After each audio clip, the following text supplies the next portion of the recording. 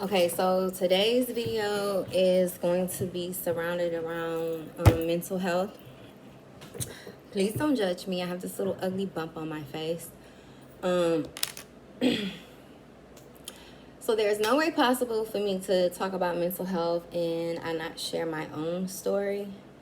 Um, the year that I was to turn 21, I was diagnosed with depression, anxiety, and insomnia. And my depression and anxiety derives from the trauma of having to experience the deaths of my siblings. I honestly can say that when my brother first died, my mother asked me religiously, did you want to get therapy? Do you want to get therapy? And I kept saying, no, I'm good, I'm good, I'm good.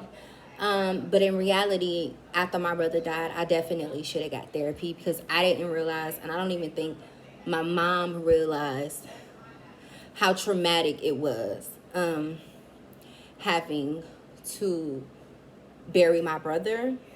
And then after my sister got sick, I don't think I realized how traumatic it affected me when she died. I didn't realize how traumatic, that it affected me. I don't think I really started realizing how their deaths affected me until I had my own son.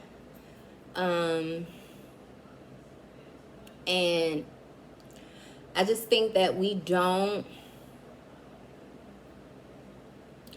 talk about mental health, enough.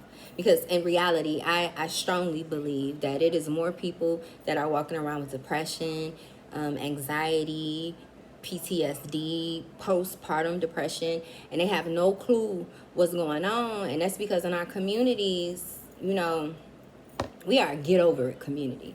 When you experience something, you're supposed to get over it. When something happens in your life, you're supposed to keep moving. And all of us don't function like that. I was one of those people where I couldn't get over it, no matter how hard I tried, I couldn't get over it. I couldn't understand. Like, I needed the help so I could have the tools to be able to understand exactly what I was feeling. I.e., the best way for me to ever describe depression is to feel like you're in a cave, right? You feel like you're in a cave and you're searching for a light and you can't find a light anywhere. Even though you're steady struggling to find it. And then I had to realize that there was no light to search for. I was the light. So all that time while I was in that dark cave, trying to figure it out, trying to make light of things, I was always the light. The light was always within me. And then when I start actually paying attention to my anxiety, I end up realizing that a lot of my anxiety comes from worry, right? So when my brother died, I worried.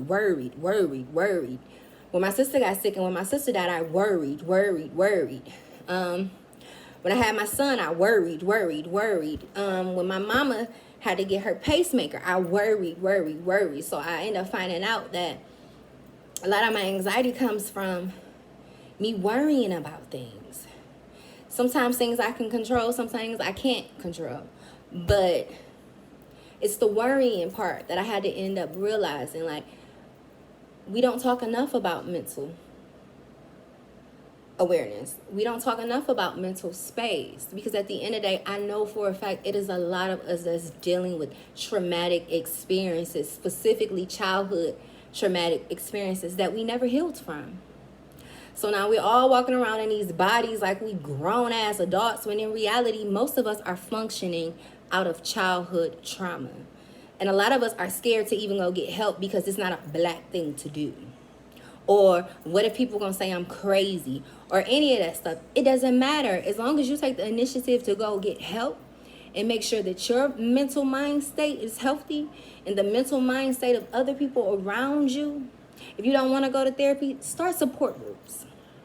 I think that those are very helpful. If you don't want to go to therapy, or just check in with people's feelings. Hey, how you doing? You good? Sometimes it's not in the words. Sometimes it's in the tone. Sometimes it's in the demeanor that lets you know that something isn't right. Because we have this tendency that we can smile and make it seem like everything is good. But for a lot of us, we are hurting and we are in pain and we need people to support us while we're hurting. and in pain.